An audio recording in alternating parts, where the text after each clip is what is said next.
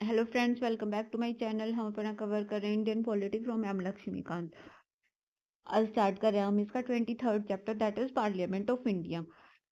Parliament of India के regarding जो भी मेन प्रोविजंस है वो करे गए हैं पार्ट 5 और आर्टिकल 79 से लेके 122 तक।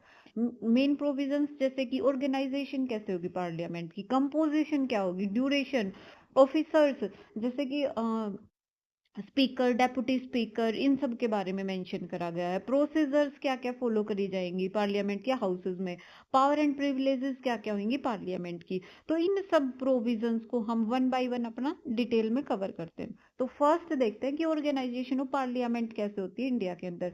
तो उसके रिस्पेक्ट, ऑर्गेनाइजेशन के रिस्पेक्ट में प्रोविजन करा गया आर्टिकल 79 ऑफ इंडियन कॉन्स्टिट्यूशन। अब ऑर्गेनाइजेशन में होता है कि पार्लियामेंट बनी होती है थ्री पार्ट से मिलके। एक तो अपने को पता है राज्यसभा, दूसरा होता है लोकसभा, थर्ड पार्ट होता है प्रेसिडेंट ऑफ इंडिया। अब प्रेसिडेंट ऑफ इंडिया थोड़ा अलग सा लग रहा है क्योंकि राज्यसभा लोकसभा तो हम कहते हैं कि हाउसेज ऑफ पार्लियामेंट है, पर प्रेसिडेंट को भी इंटीग्रल पार्ट क्यों कह रहे हैं पार्लियामेंट का, क्योंकि अपने को पता है एक इंटीग्रल पार्ट ऑफ पार्लियामेंट क्यों बोल रहे हैं। हालांकि अपने को पता है कि मेंबर ऑफ पार्लियामेंट या फिर मेंबर ऑफ लेजिस्लेटिव असेंबली, कोई भी कैंडिडेट अगर प्रेसिडेंट बनना चाहता तो उसकी क्वालिफिकेशन ही ये होती हैं, शुरू में कंडीशंस होती है कि वो इन दोनों में से कुछ भी नहीं होना चाहिए, ना मेंबर ऑफ पार्लियामेंट होना चाहिए किसी भी हाउस ऑफ पार्लियामेंट का, और ना ही मेंबर ऑफ लेजिस्लेटिव असेंबली होना चाहिए किसी स्टेट के अंदर। बट फिर भी इंटीग्रल पार्ट कह रहे हैं क्योंकि उसके पीछे रीजन है। फर्स्ट ऑफ ऑल तो मेन रीजन यही है कि कोई भी बिल जो पार्लियामेंट के बोथ हाउसेज ने पास करा है वो एक्ट के अंदर तब कन्वर्ट होगा जब प्रेसिडेंट अपनी असेंट उस बिल को देंगे। तो हो गए प्रेसिडेंट पार्लियामेंट का एक इंटीग्रल पार्ट, क्योंकि पार्लियामेंट का एक लेजिस्लेटिव ऑर्गन है और ये लेजिस्लेटिव वर्क है कि बिल को एक्ट के अंदर कन्वर्ट कर रहे हैं, तो वो किसके असेंट से हो रहा है, प्रेसिडेंट के असेंट से।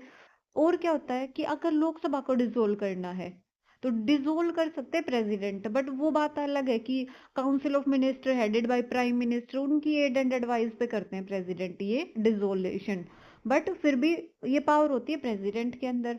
पार्लियामेंट के अलग अलग सेशंस को सम्मन करना या प्रोरोग करना, मतलब इनको हम डिटेल में कवर करेंगे क्या होता है, पर सम्मन यूं कह सकते हैं कि सेशंस को स्टार्ट करने के लिए एक इन्विटेशन टाइप की अब से स्टार्ट हो रहे हैं पार्लियामेंट के सेशन। और प्रोरोग मतलब अगर पार्लियामेंट की उन सीटिंग्स का काम खत्म हो जाए तो प्रेसिडेंट ये बोलता है कि अब इन सेशंस को खत्म कर रहे हैं, तो उसको बोलते हैं प्रोरोग। ठीक है, पार्लियामेंट के सेशंस को पार्लियामेंट को एड्रेस करते हैं एक तो ईयर के स्टार्टिंग में, और जब नई लोकसभा या फिर वो इलेक्ट होके आती है तो उसका फर्स्ट सेशन को एड्रेस करते हैं प्रेसिडेंट ऑफ इंडिया। तो इसलिए मानते हैं इंटीग्रल पार्ट ऑफ पार्लियामेंट। ठीक है, तो नेक्स्ट देखते हैं अपना कंपोजिशन ऑफ राज्यसभा। देखो composition of both the houses देखेंगे हम। फर्स्ट में देख रहे हैं राज्यसभा। राज्यसभा की कंपोजिशन कैसे करी जाए इसका मेंशन कर रखा है इसको आर्टिकल 80 ऑफ इंडियन कॉन्स्टिट्यूशन के अंदर। जो मैक्सिमम स्ट्रेंथ जो अलॉट कर रखी है राज्यसभा के अंदर कि मैक्सिमम मेंबर्स कितने हो सकते हैं राज्यसभा के, तो वो है 250, जिसमें से 238 मेंबर्स होते हैं रिप्रेजेंटेटिव ऑफ स्टेट्स और यूनियन टेरिटरीज, उनको करते हैं इलेक्ट। ठीक है, वो इलेक्शन कैसे होता है वो भी हम देखेंगे। ठीक है, वो होते हैं इलेक्ट। बाकी 12 मेंबर होते हैं नॉमिनेटेड और उनको नॉमिनेट करते हैं प्रेसिडेंट ऑफ इंडिया। ठीक है, तो क्या प्रोविजन का रखा है, रिप्रेजेंटेशन ऑफ स्टेट्स। स्टेट्स का रिप्रेजेंटेशन कैसे होता है राज्यसभा के अंदर, तो ये जो भी राज्यसभा के अंदर सीट्स कैसे डिस्ट्रीब्यूट होंगी अलग अलग स्टेट्स के लिए इन राज्यसभा, तो वो प्रोविजन करे गए हैं in fourth schedule of Indian constitution. ठीक है, अब उसके बाद इनका इलेक्शन कैसे होता है, जो भी इलेक्टेड मेंबर होते हैं ना स्टेट लेजिस्लेटिव असेंबलीज के, वो इलेक्ट करते हैं रिप्रेजेंटेटिव ऑफ स्टेट्स, मतलब member of parliament for Rajya Sabha. और इलेक्शन का मेथड कैसे होता है, वो होता है प्रोपोर्शनल रिप्रेजेंटेशन। मतलब ये दोनों ना कंसेप्ट मैंने अपनी लास्ट की वीडियो में अच्छे से कवर करे हैं कि प्रोपोर्शनल रिप्रेजेंटेशन क्या होता है और सिंगल ट्रांसफरेबल वोट सिस्टम क्या होता है। अगर आपने वो वीडियो नहीं देखी है तो एक बार पहले वो जाके चेक करें, अच्छे से क्लियर हो जाएगा कि ये दोनों चीजें कहने क्या चाह रही है। पर मोटा मोटा मैं बता देती हूँ इधर। प्रोपोर्शनल रिप्रेजेंटेशन मतलब कुछ पॉपुलेशन को, यूं नहीं है कि एक एमपी मान लो एमएलए वोट कर रहा है तो उसकी वैल्यू 1 वोट के इक्वल है, ऐसा नहीं होता प्रोपोर्शनल रिप्रेजेंटेशन में।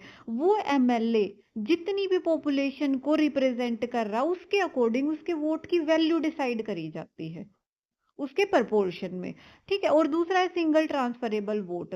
वो सिस्टम, इस सिस्टम में यूं नहीं होता कि सिर्फ कैंडिडेट एक मतलब एक एमएलए या फिर एक एमपी किसी एक कैंडिडेट को वोट डाल रहा है। यहाँ पे वोट डालते हैं वो अपनी प्रेफरेंस के हिसाब से, जितने भी कैंडिडेट है ना उस पूरे के पूरे पोल के अंदर उन सबको वोटिंग होती है प्रेफरेंसेस के हिसाब से, और एक फिक्स्ड कोटा कर दिया जाता है। मान लो 100 वोट्स हैं वैलिड, तो उनमें से जो भी 100 का 50% प्लस 1 तो 51 हो गया, तो इतनी वोट जिसके पास हुई वो विनर होगा।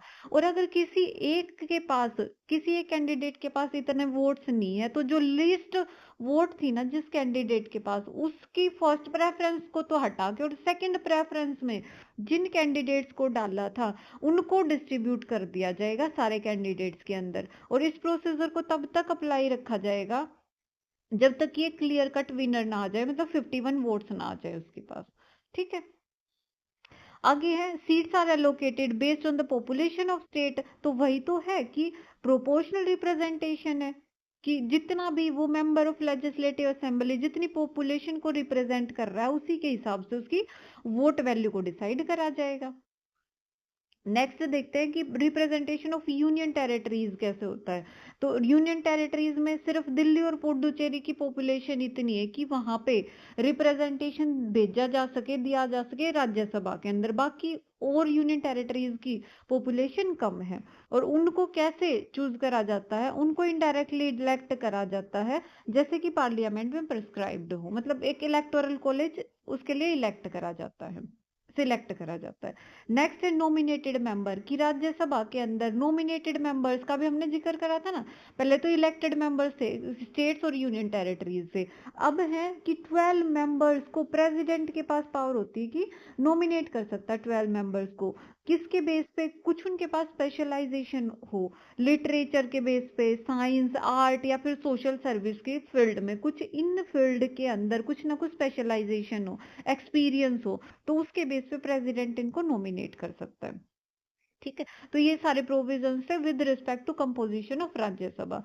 नेक्स्ट देखते हैं, वो सब थे आर्टिकल 80 ऑफ इंडियन कॉन्स्टिट्यूशन में। अब हम देख रहे हैं कंपोजिशन ऑफ लोकसभा, वो करे गए हैं उसके रिस्पेक्ट में provision article 81 of Indian constitution. तो मैक्सिमम स्ट्रेंथ कितनी अलॉट है, 552 मेंबर्स, ठीक है। अब क्या हो रखा है, ये 2 मेंबर तो अब रिमूव हो रखे हैं, क्योंकि जो वो एंग्लो इंडियंस के लिए रिजर्वेशन होता था ना, वो 2020 के बाद से हट रखा है, सीज हो रखा है। अब है ये रिप्रेजेंटेटिव स्टेट्स के लिए 530 और रिप्रेजेंटेटिव यूनियन टेरिटरीज के लिए सीट्स हैं 20 सीट्स, ठीक है।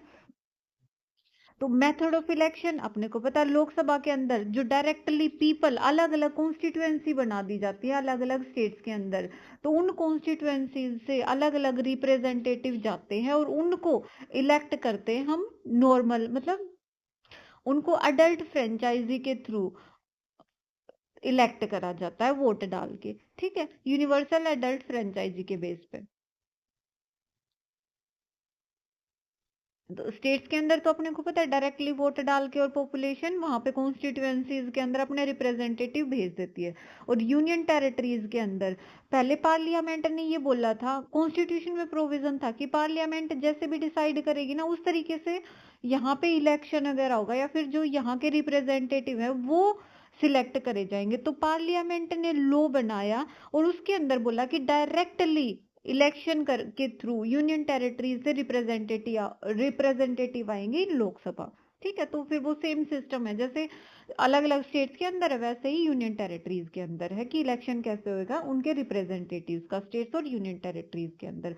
और यहाँ पे कुछ प्रोविजंस हैं, मतलब इलेक्शन तो डायरेक्टली करा रहे हैं पर कुछ शीट रिजर्व कर दी जाती है शेड्यूल्ड कास्ट के लिए, शेड्यूल्ड ट्राइब के लिए, और वो पॉपुलेशन के हिसाब से उधर रिजर्वेशन दे दिया जाता है।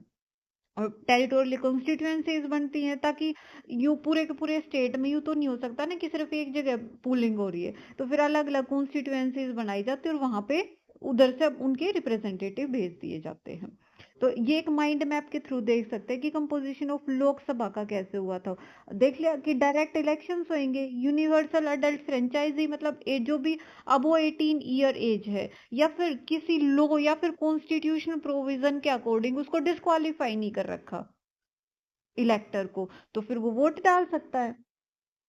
यही दो कंडीशन है कि अब वो 18 और फिर डिस्क्वालिफाइड ना हो वो वोट डालने के लिए। और रिप्रेजेंटेशन ऑफ स्टेट्स कैसे होता है, पॉपुलेशन के अकॉर्डिंग कॉन्स्टिट्यूएंसीज बना दी जाती हैं और डायरेक्ट इलेक्शन हो जाता है। स्ट्रेंथ हमने देख ली कि 552 है, जिसमें से वो 2 सीट्स तो हट गई जो रिजर्व्ड थी एंग्लो इंडियंस के लिए।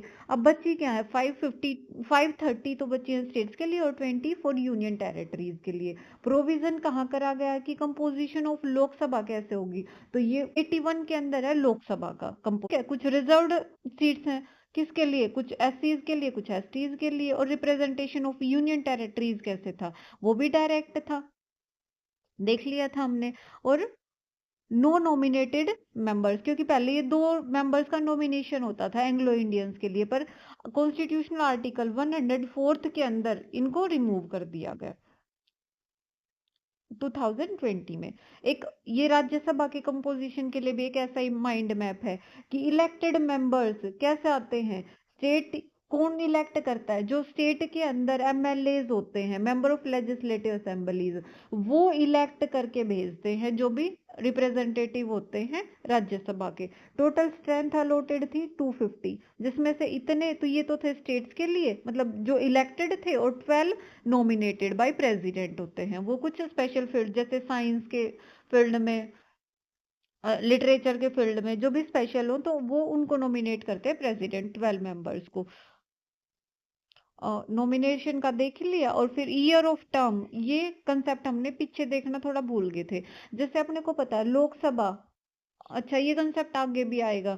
लोकसभा का टेन्योर होता है 5 ईयर का, वो फिक्स नहीं होता। अगर नो कॉन्फिडेंस मोशन मूव हो जाता है तो फिर वो लोकसभा उधर डिसोल्व हो जाती है।